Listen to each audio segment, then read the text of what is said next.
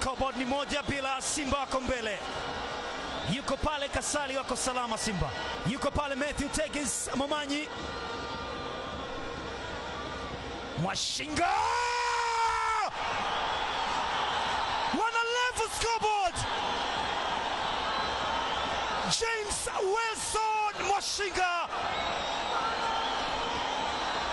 kutoka Ndandale Kiela, anawaka jijini Mwanza, anawaka CCM Kirumba. Wana level scoreboard Pamba. Furaha inadumu sana kwa Simba. Bola Anise Ura limewapalia.